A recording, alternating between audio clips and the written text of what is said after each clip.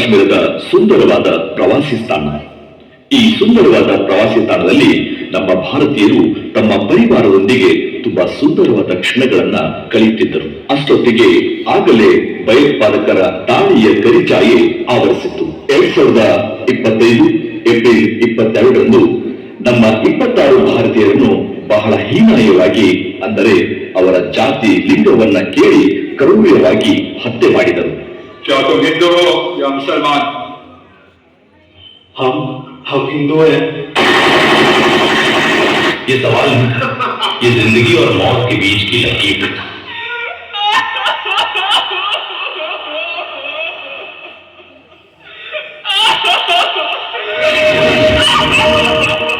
ಈ ಘಟನೆ ನಡೆದ ಸ್ಥಳದಲ್ಲಿ ಅಲ್ಲಿಯ ಸ್ಥಳೀಯರಾದ ಸಾಜಿದ್ ಅಹಮದ್ ಹಾಗೂ ಅವರ ಸ್ನೇಹಿತರು ಕೂಡ ಗಾಯಗೊಂಡವರನ್ನ ಯಾವುದೇ ಜಾತಿ ಭೇದ ಭಾವವನ್ನ ಮಾಡದೆ ತಮ್ಮ ಹೆಗಲ ಮೇಲೆ ಹೊತ್ತುಕೊಂಡು ಆಸ್ಪತ್ರೆಗೆ ಸೇರಿಸಲು ನೆರವಾದರು. ಅವರಿಗೆ ಇರುವ ಒಂದು ಮಾನ್ಯತೆಗೆ ನಮ್ಮ ಕಡೆಯಿಂದ ಒಂದು ಬಿಗ್ ಸೆಲ್ಯೂಟ್.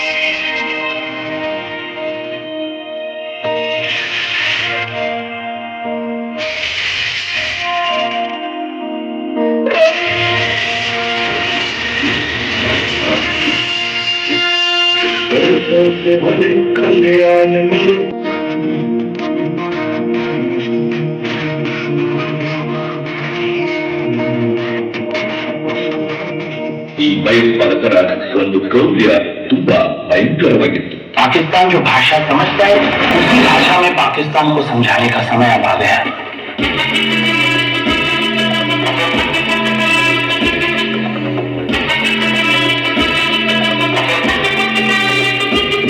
ಭಾರತೀಯರು ಯಾವುದನ್ನು ಯಾರದ್ದೂ ಏನು ಇಟ್ಟುಕೊಂಡು ಅಭ್ಯಾಸವಿಲ್ಲ.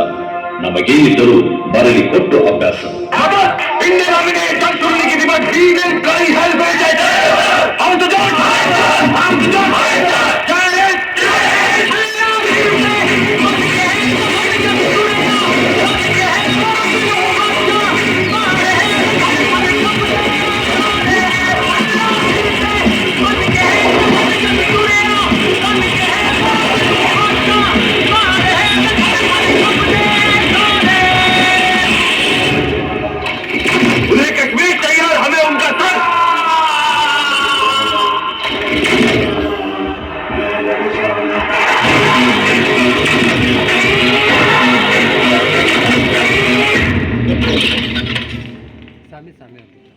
ಮೇ 7, 2025ರಂದು ಈ ಪಹಲ್ಗಾಮ್ ನರಮೇಧಕ್ಕೆ ಪ್ರತಿಕಾರವಾಗಿ ನಮ್ಮ ಭಾರತೀಯ 3 ಸೇನಾ ಪಡೆಯಿಂದ, ಅದರಲ್ಲೂ ಭಾರತೀಯ ಭೂಸೇನೆ, ವಾಯುಸೇನೆ, ನೌಕಾಪಡೆ ಜಂಟಿಯಾಗಿ ಪಾಕಿಸ್ತಾನ ಮತ್ತು ಪಾಕ್ ಆಕ್ರಮಿತ ಕಾಶ್ಮೀರದಲ್ಲಿ ಒಟ್ಟು 9 ಉಗ್ರಗಾಮಿಗಳ ನೆಲೆಗಳನ್ನ ಕೇವಲ 25 ನಿಮಿಷದಲ್ಲಿ ಯಶಸ್ವಿಗೊಳಿಸಲಾಯಿತು.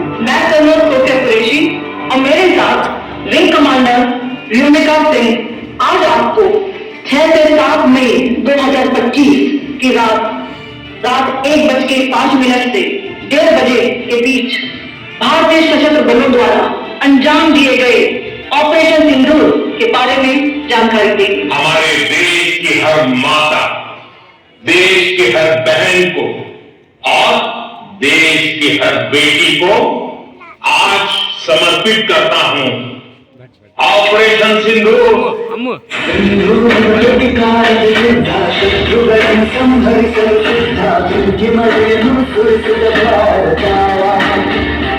ಭಾರತದ ದಾಳಿಯಲ್ಲಿ 100ಕ್ಕೂ ಅಧಿಕ ಭಯೋತ್ಪಾದಕರನ್ನ ಕೊಲ್ಲಲಾಯಿತು. ಈ ಪ್ರತೀಕಾರದ ದಾಳಿಗೆ ನೀಡಿರುವ ಹೆಸರೇ ಆಪರೇಷನ್ ಸಿಂಧೂರ್. ಪರಂಜಾವ್ ಗ್ರಾಮದಲ್ಲಿ ಪುರುಷರ ಹತ್ಯೆಗೈಯುವ ಮೂಲಕ ನಮ್ಮ ಭಾರತೀಯ ಸಹೋದರಿಯರ ಸಿಂಧೂರ ಅಳಿಸಲಾಗಿತ್ತು. ಇದೀಗ ಆ ದಾಳಿಗೆ ನ್ಯಾಯ ಒದಗಿಸಲಾಗಿದೆ. ಸಿಂಧೂರ ಕಿತ್ತುಕೊಳ್ಳುವಷ್ಟು ಕ್ರೌರ್ಯ ಮೆರೆದವರಿಗೆ ಅವರದೇ ರೀತಿಯಲ್ಲಿ ಮತ್ತೆ ಅದೇ ಸಿಂಧೂರ ಎಂಬ ಹೆಸರಿನಲ್ಲಿ ಹೊಡೆದು ಹಾಕಿದ್ದೇವೆ. ಇದುವೇ ನಮ್ಮೆಲ್ಲರ ಭಾರತೀಯರ ಆಪರೇಷನ್ ಸಿಂಧೂರ.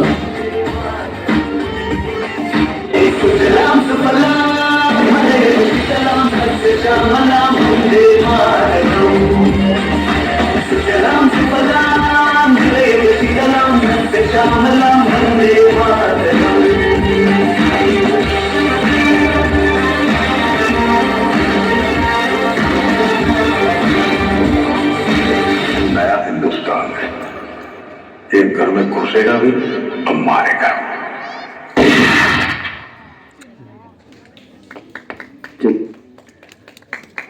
ಈ ಒಂದು ಪುಟ್ಟ ಪ್ರಯತ್ನ ನಮ್ಮ ದೇಶದ ಹೆಮ್ಮೆಯ ಸೈನಿಕರಿಗೆ ಅರ್ಪಿಸೋಣ.